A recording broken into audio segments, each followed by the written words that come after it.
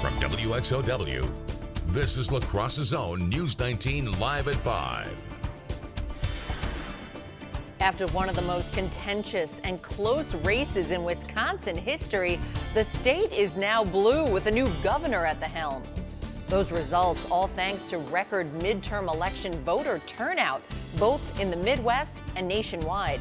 And that turnout brought Minnesota some new leaders after Election Day, some of which are grabbing national headlines. Good evening, I'm Heather Armstrong. Well, after a hectic and historic election day nationwide, one of Minnesota's congressional races just trickled in final numbers early this morning. Republican Jim Hagedorn is now Minnesota's first congressional district-elect, overcoming DFL nominee Dan Feehan at the last minute. The two spent the entire night trading the lead, and in the end, Hagedorn won by just over 1,000 votes, with 100% reporting. The first congressional seat was vacated after DFL Congressman Tim Walz decided to pursue a new position as Minnesota's governor. Now, Walz went head-to-head with Republican Jeff Johnson to replace Democratic Governor Mark Dayton. You may recall Dayton decided not to rerun after serving 2 consecutive terms. Walz was declared the winner fairly early in the evening with a nearly 300,000 vote advantage. Well, other races in Minnesota made history nationwide last night, some of them contributing to the largest number of women ever to run for congressional seats, with more than 100 projected to win. But one congressional elect in Minnesota made history in even more ways.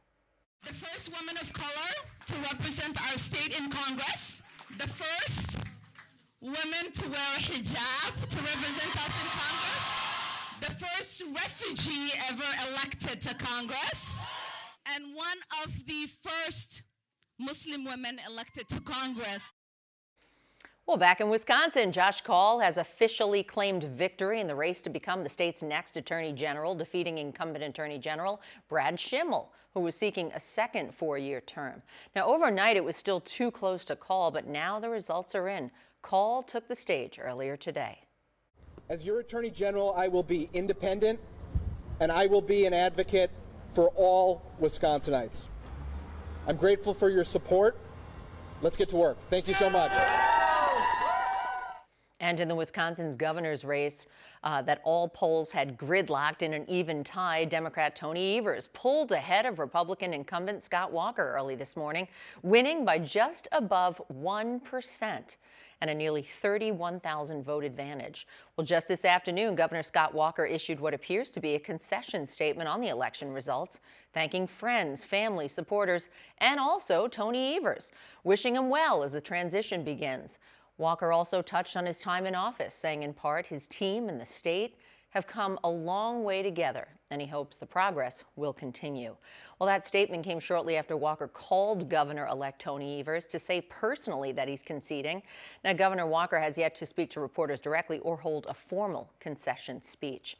Now, on the other side of the aisle, Governor-elect Tony Evers has taken the stage twice so far to speak with supporters. Once last night, just as he substantially pulled ahead, and again, not long ago this afternoon. You know, I have to tell you, I felt confident in our possibilities all the way along in this race. It felt good, but there was never any question in my mind that we were going to win this race, and so we feel confident going forward. Clearly, we're tired, but we're excited. We're excited about the transition plan that we put together so that we're going to have a great government transition. It's always difficult to make that happen, but as I said before, Governor Walker was very gracious. Now, before his statement this afternoon, Governor Walker's campaign alleged that ballots were damaged during voting yesterday, which could have impacted the results, saying until the ballots can be looked at, there's no way to tell if they're valid. Now, Walker's running mate, Rebecca Clayfish, said the fight is not over, and they are preparing for a recount. And now, if a recount does happen, this is the process in Wisconsin. According to the Wisconsin Elections Commission, there's no automatic recount. Rules published in August say a candidate has to request one, and vote totals have to be within 4,000 votes. Now, if that happens, this is what the commission says would come next. Inspectors will review the absentee ballots, making sure nobody tampered with the ballot boxes used to transfer the ballots to the county recorder's office. Now, make sure that they have the same number of ballots indicated on their logs. They'll also review provisional ballots and then count the votes. Now, other big races for our area were also determined last night. The race for Wisconsin's U.S. Senate seat between incumbent Democrat Tammy Baldwin and Republican State Senator Leah Vukmir ended earlier in the night as Baldwin pulled ahead. In Wisconsin's 3rd Congressional District, incumbent Democrat Ron Kine easily kept his seat over Republican Steve Toft. Another incumbent Democrat, Steve Doyle, will keep his 94th District State Assembly seat after battling, political newcomer Republican Albert Rowland. But in the 96th State Assembly District, there is officially new representatives after a slow vote count. Republican Lauren Oldenburg won the race by a 4% margin over Democrat Paul Burr. And on Capitol Hill, analysts say there is a new political landscape after the election nationwide. An estimated 113 million Americans did submit ballots. ABC's Janae Norman is breaking down the results and following the fallout. He rallied that a vote for Republicans would be a vote for him. And today, President Trump is claiming victory for the GOP, growing their control in the Senate and calling out candidates who didn't embrace him. I think people like me. I think people like the job I'm doing, frankly. Carlos Cubella, Mike Kaufman, Mia Love gave me no love.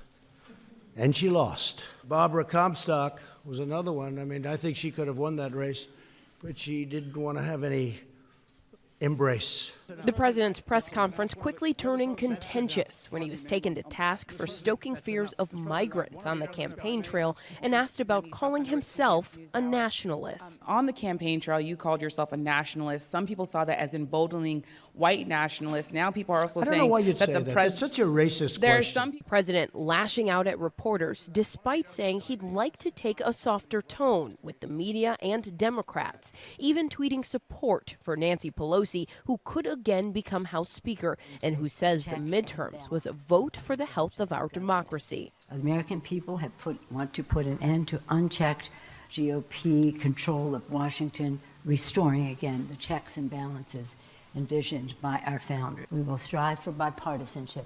Democrats say their control of the House will serve as a check and balance on the GOP control of the Senate and the White House. And this is also being called the Year of the Woman, with more than 100 women now projected to be heading to Congress. Janae Norman, ABC News, Capitol Hill. Now, to recap a couple of referendums now. Marijuana was another winner on the ballots across the country. Here in Wisconsin, several advisory referendums passed, including one in La Crosse County. Now, those referendums do not carry the weight of law, but they give lawmakers a clearer view of voters' thoughts on the issue of legalization.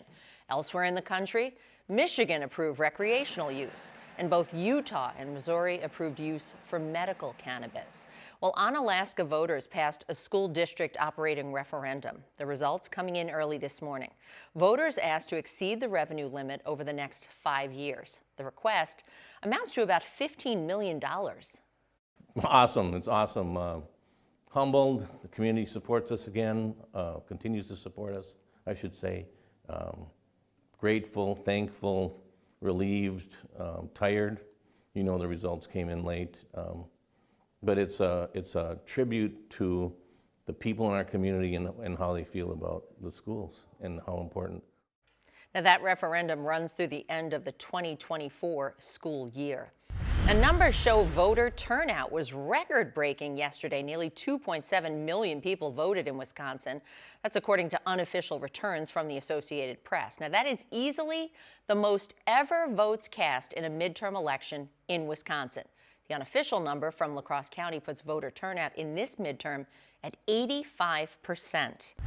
And just across the river into Minnesota, voter turnout was also one for the record books. Preliminary estimates say nearly 2.6 million Minnesotans voted on Election Day, nearly 64% of all eligible voters in the state, making it the highest midterm turnout for Minnesota since 2002. All right, now for a political break. Here's Dan with our first forecast. I don't even know if this is good news because it feels like winter all of a sudden. It certainly does. This is a pattern that's going to continue the rest of this week, possibly into the middle part of next week too. So much colder than normal readings, and it could include some snow too. Not tonight though. The clouds that you see out there at this time, those are going to gradually decrease. So we'll expect a little bit more sunshine as we head into tomorrow. Unfortunately, it's temporary. Readings right now in the 20s and 30s, around 34 degrees here in La Crosse, 31 down in Lansing. For the rest of this evening, 33 degrees by 7 p.m. around the freezing mark at 9 p.m. and by midnight we should be partly cloudy and around 30 degrees. So get ready for the cold. You'll have to bundle up. Heather? All right, thank you, Dan.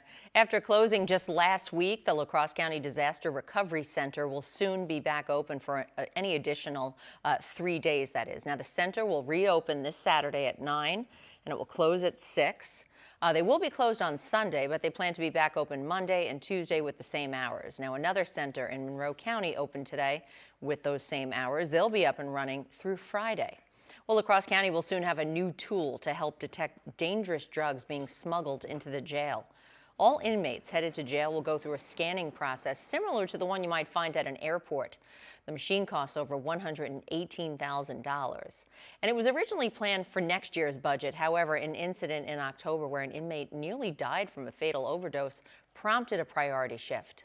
We know that through investigations that inmates coming into our jail do attempt to smuggle contraband, trade it for various items within the jail. So it's important for us to keep it out. It's a huge liability to our staff and the county. Sheriff Wolf expects the scanner to arrive sometime in December, and after training, he says it should be up running by early next year. Well, a symposium early today at Western Technical School taking on the topic of building a sustainable and resilient community.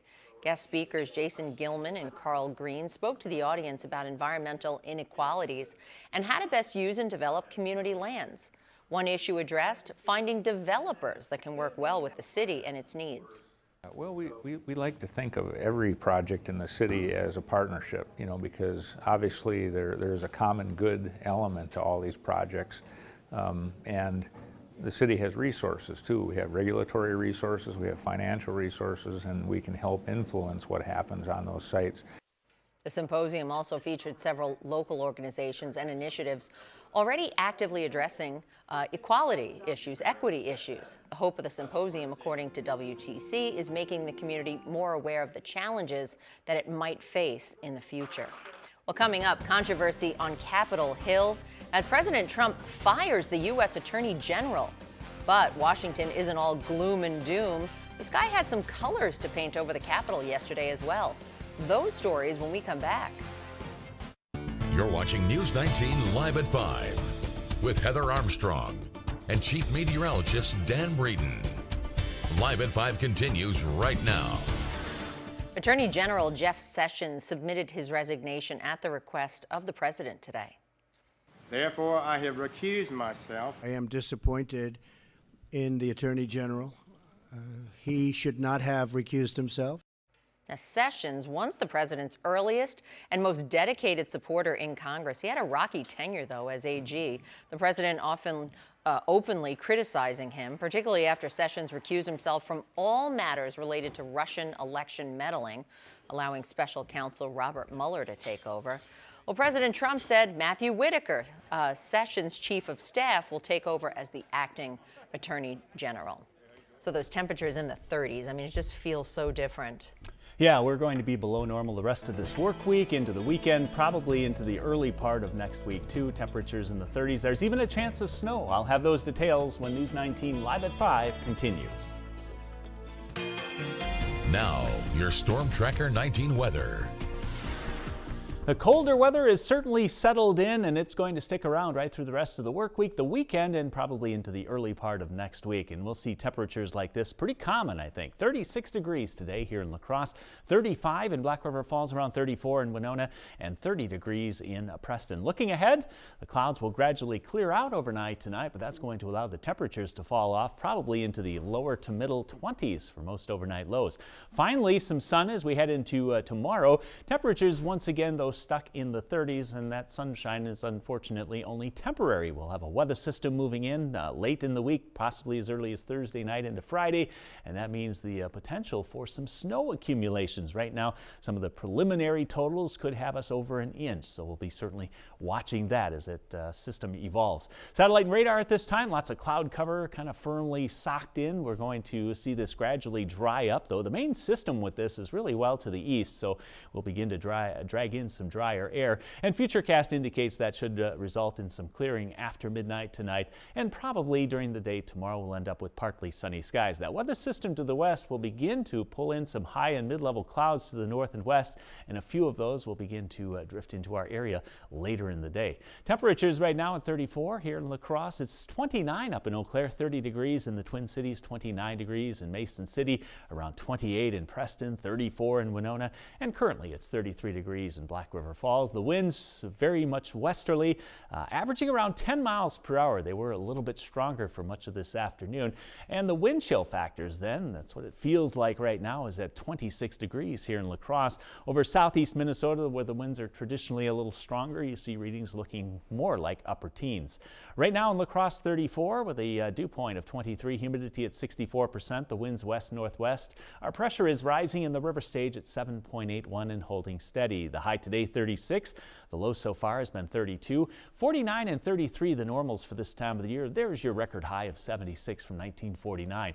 Futurecast has the outgoing storm system being replaced by this area of high pressure for tonight, not only clearing out the skies but allowing the winds to diminish, so that's going to mean very quickly falling temperatures. Here comes the next area of low pressure. This one's going to spread some snow into the area Thursday night and into Friday, and then quickly move off to the east. So there's good news. It looks like to start the weekend at least will be dry. Forecast snowfall looks like this as a potential here as we go forward. Certainly through the day on Thursday, it looks like we're going to stay dry. For us tonight, 24 for the low, clouds decreasing and winds northwesterly. For tomorrow, the high 38, partly cloudy and northwest wind 5 to 10. Tomorrow night, the low near 24, light snow possible late, and the winds will be light. The extended 7-day outlook on Friday, a moderate chance of snow showers with a high of 33. Partly cloudy on Saturday, the high 34. For Sunday, another slight chance of snow showers with a high of 37. Then partly cloudy on Monday, the high 35. Partly cloudy as well on Tuesday, the high 32, and mostly sunny and 37 degrees for the middle part of next week. So get ready to settle in for the cold, Heather. All right. Thank you, Dan. A program note, not politics related, but it's about college football coverage here on WXOW this Saturday. The day kicks off with the University of Wisconsin Badgers taking on the Penn State Nittany Lions at 11 a.m. right here on ABC. That game is followed by our local broadcast of the UW La Crosse Eagles taking on the UW Eau Claire Blue Goals, and that's live from Carson Park in Eau Claire at 2:30. The News 19 sports director Scott Emmerich and Stephen Kelly of WQOW in Eau Claire will have that call. Again, that's this Saturday right here on your home for college football, WXOW TV 19. And coming up, Capitol Hill had a colorful surprise on election night. While in Pennsylvania, there weren't any rainbows to show after the showers, but one Good Samaritan was captured on camera helping voters. We'll tell you more about that when we come back.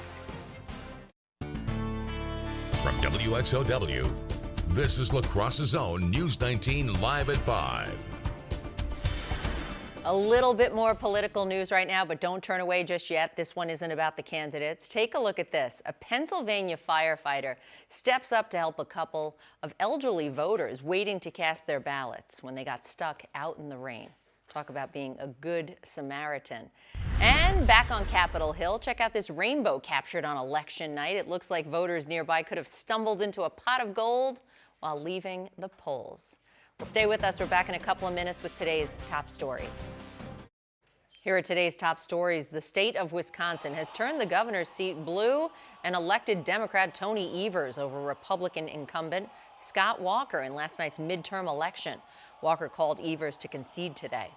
And La Crosse County will soon have a new tool to help detect dangerous drugs from being smuggled into the jail. All inmates headed to jail will go through a scanning process similar to the one you might find at an airport. And the price tag for that machine, $118,000. Here to tell us what we're working on at 6, Scott Hackworth. Hi, Scott. Hi, Heather. La Crosse County voters spoke loud and clear about the need for road maintenance and how to pay for them and how not to pay for them. You'll hear from the county board chair about what happens next. Plus, reaction from the West Salem School District following the narrow defeat of a referendum to raise some additional funds. At 6, Heather. All right, thank you, Scott.